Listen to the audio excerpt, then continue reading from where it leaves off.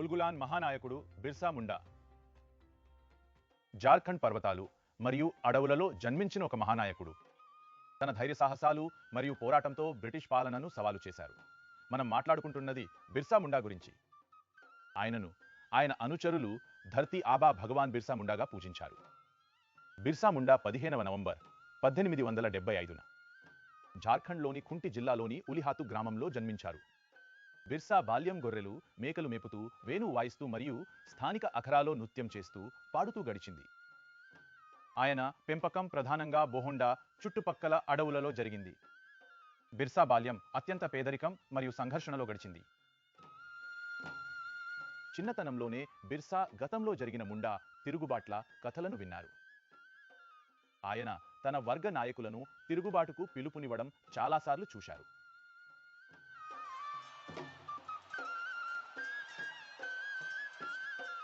బిర్సా వర్గం వారు ఒక స్వర్ణయుగం గురించి మాట్లాడుకునేవారు. ఆ యుగంలో ముండా ప్రజలు దీకుల అణచివేత నుండి విముక్తులుగా ఉండేవారు. తమ వర్గం యొక్క సాంప్రదాయ హక్కులు మరోసారి పునరుద్ధరించడతాయని నాయకులు చెప్పేవారు. వారు తమను తాము మూలవాసుల వారసులుగా భావించేవారు మరియు తమ భూమి కోసం పోరాటం అంటే దేశం కోసం పోరాటం అని పోరాడుతున్నారు. ఈ వీరగాథలు ప్రజలను తమ సామ్రాజ్యాన్ని పొందడానికి ప్రేరేపించాయి. బిర్సా తన చుట్టూ ఉన్న అన్యాయాన్ని చూశారు మరియు అనుభవించారు. చిన్న వయస్సులోనే తన వర్గాన్ని విదేశీ శక్తులు తమ లాభం కోసం ఎలా దోపిడీ చేస్తున్నాయో ఆయన చూశారు. ఆయన జీవిత పరిస్థితులు కఠినంగా ఉన్నాయి, కానీ ఈ సంఘర్షణే ఆయనను భవిష్యత్తులో ఒక పెద్ద ఉద్యమానికి నాయకత్వం వహించడానికి ప్రేరణనిచ్చింది.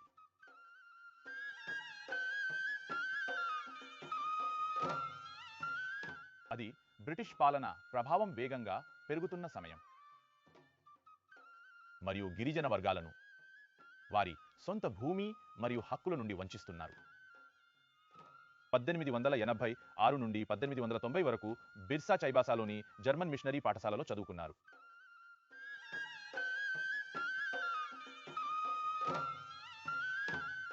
తరువాత మిషనరీలతో ముండా నాయకుల సంబంధాలు తెగిపోయిన తర్వాత మిషనరీల పట్ల బిర్సా అభిప్రాయం మారింది మరియు ఆయన ముండా నాయకులతో కలిసి వారి ఉద్యమంలో చేరారు. ఆ తర్వాత 1891లో బిర్సా కుటుంబం బంద్గావ్కు వచ్చింది. ఆయన వైష్ణవ మతానికి దగ్గరగా ఉన్నారు. ఆయన జంధ్యం ధరించారు, గోవధను నిషేధించారు మరియు స్వచ్ఛతకు, దయకు ప్రాధాన్యత ఇవ్వడం ప్రారంభించారు. బిర్సా ముండాలను మద్యం సేవించడం మానేయమని పిలుపునిచ్చారు. గ్రామాలను శుభ్రంగా ఉంచుకోమని మరియు మంత్రగత్తెలు, చేతబడులపై అస్సలు నమ్మకం ఉంచవద్దని చెప్పారు.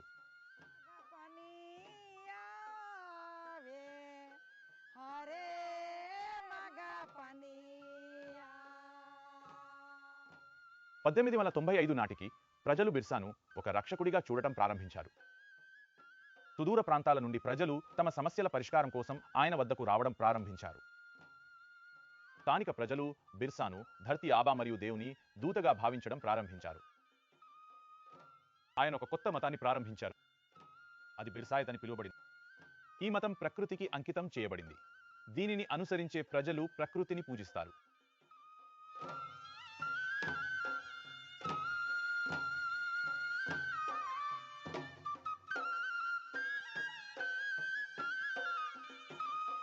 కాలక్రమేణా బిర్సాకు వేలాది మంది అనుచరులు ఏర్పడ్డారు. నేటికి జార్ఖండ్లో బిర్సాయిత్ మతాన్ని అనుసరించే అనుచరులు ఉన్నారు. ఇక్కడే బిర్సా గ్రహించారు, తమ సమాజం విదేశీ మిషనరీలు మరియు జమీందార్ల దోపిడీకి గురవుతోందని. ఆయన నెమ్మదిగా తన ప్రజలలో చైతన్యం తీసుకురావడం ప్రారంభించారు మరియు వారిని ఏకం కావడానికి ప్రేరేపించారు. బిర్సా గిరిజనుల హక్కుల కోసం పోరాటానికి శంఖారావం పూరించారు. ఉల్గులాన్ అంటే తిరుగుబాటుకు పిలుపునిచ్చారు. ఆయన లక్ష్యం స్పష్టంగా ఉంది: తన ప్రజలకు వారి భూమిని మరియు హక్కులను తిరిగి ఇప్పించడం.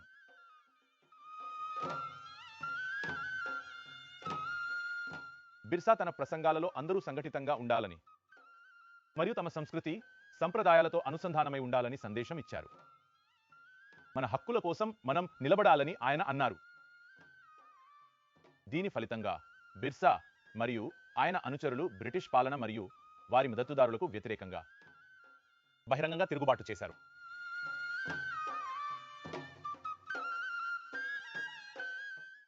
వారు జమీందారులు, కాంట్రాక్టర్లు మరియు ఇతర దోపిడీదారులకు వ్యతిరేకంగా గలం విప్పారు. ఆయన ఉద్యమం కేవలం రాజకీయ నిరసన మాత్రమే కాదు, ఒక సాంస్కృతిక పునరుజ్జీవనం కూడా.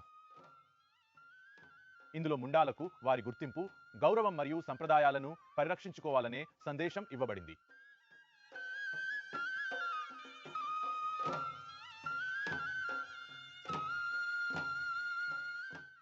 ఆయన విప్లవాత్మక ఆలోచనలు మరియు ప్రభావంతో బ్రిటిష్ ప్రభుత్వం కలవరపడింది. చివరకు ఆయనను అరెస్ట్ చేశారు మరియు జైల్లో పెట్టారు. కానీ ఆయన ఉద్యమం, ఆయన ఉల్గులాన్ ఆగలేదు.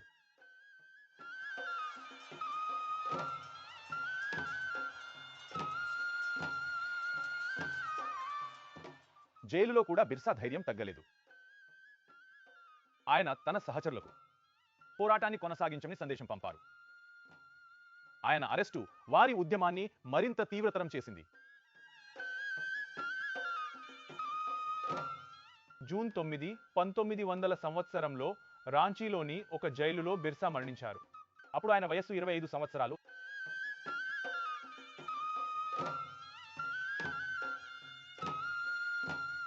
ఆయన మరణంతో పాటు ఒక మహానాయకుడి శకం ముగిసింది.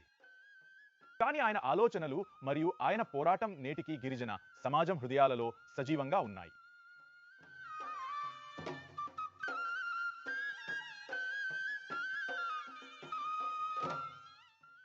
2021వ సంవత్సరంలో భారత ప్రభుత్వ సానుకూల ప్రయత్నాల ఫలితంగానే గౌరవనీయ ప్రధానమంత్రి బిర్సా ముండా పుట్టినరోజును గిరిజన గౌరవ దినోత్సవంగా జరుపుకోవాలని ప్రకటించారు. నా కుటుంబ సభ్యులారా, రాబోయే నవంబర్ 15వ తేదీన దేశమంతా గిరిజన గౌరవ దినోత్సవాన్ని జరుపుకోబోతోంది. ఈ ప్రత్యేకమైన రోజు భగవాన్ బిర్సా ముండా జయంతితో ముడిపడి ఉంది. భగవాన్ బిర్సా ముండా మనందరి హృదయాలలో నివసిస్తున్నారు. నిజమైన ధైర్యం అంటే ఏమిటి, మరియు తన సంకల్ప శక్తిపై దృఢంగా నిలబడటం అంటే ఏమిటి అనేది మనం ఆయన జీవితం నుండి నేర్చుకోవచ్చు. గౌరవనీయ ప్రధానమంత్రి బిర్సా ముండా జన్మస్థలమైన ఉలిహాతు గ్రామాన్ని సందర్శించి ఆయనకు నివాళులర్పించారు.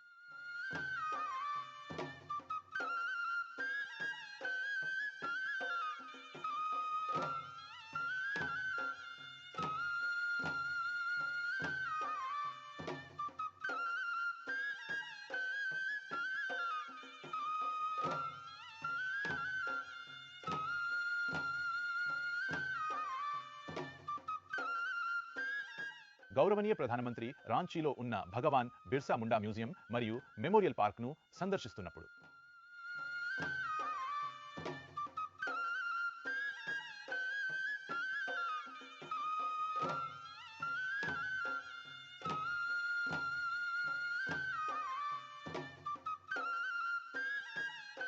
స్వాతంత్ర్య దినోత్సవం రోజున గౌరవనీయ ప్రధానమంత్రి ధర్తీ ఆబా భగవాన్ బిర్సా ముండాను స్మరించుకున్నారు మరియు ఆయన 150వ వార్షికోత్సవాన్ని జరుపుకోవడంతో పాటు మన భారతీయులందరినీ ఆయన జీవితం నుండి స్ఫూర్తి పొందమని కోరారు. ఆంగ్లేయులకు ముచ్చెమటలు పట్టించిన మన దేశానికి చెందిన ఒక గిరిజన యువకుడు 20 నుండి 22 సంవత్సరాల వయసులో ఆయన ఆంగ్లేయులకు ముచ్చెమటలు పట్టించారు. ఈ రోజున ప్రజలు ఆయన్ని భగవాన్ బిర్సా ముండా రూపంలో పూజిస్తున్నారు. భగవాన్ బిర్సా ముండా యొక్క 150వ జయంతి రాబోతోంది. ఆయన మనందరికీ స్ఫూర్తిదాయకంగా నిలవాలి. సమాజం పట్ల ఒక సామాన్య వ్యక్తి కూడా దేశం కోసం ఎలాంటి భావనను కలిగి ఉంటాడు. దానికి భగవాన్ బిర్సా ముండా కంటే గొప్ప ప్రేరణ ఎవరు కాగలరు? రండి, భగవాన్ బిర్సా ముండా 150వ జయంతిని జరుపుకుందాం. సున్నితత్వం మన పరిధి పెరగాలి. సమాజం పట్ల మన దృక్పథం ఏర్పడాలి. మనం సమాజంలోని ప్రతి ఒక్కరిని, పేదలను, దళితులను, వెనుకబడిన వారిని, గిరిజనులను, ప్రతి ఒక్కరిని మనతో పాటు తీసుకువెళ్దాం. ఈ సంకల్పంతో ముందుకు సాగాలి. గిరిజన గౌరవానికి ప్రతీక అయిన భగవాన్ బిర్సా ముండాను దేశం నివాళిగా వివిధ సంస్థలు, పథకాలు మరియు కార్యక్రమాల ద్వారా గౌరవించింది.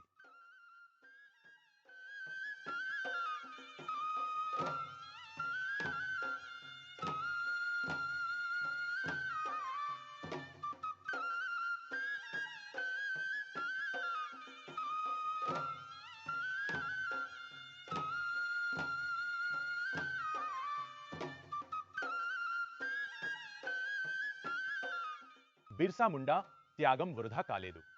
ఆయన గిరిజన సమాజంలో ఒక కొత్త చైతన్యాన్ని మరియు ఒక కొత్త అవగాహనను మేల్కొల్పారు. ఈ రోజుకి జార్ఖండ్లోని ప్రతి మూలలో బిర్సాను దేవుడిగా పూజిస్తారు. వారి ఉద్యమం ఆయన్ని ఆదివాసీ సమాజానికి దూతగా నిలబెట్టింది.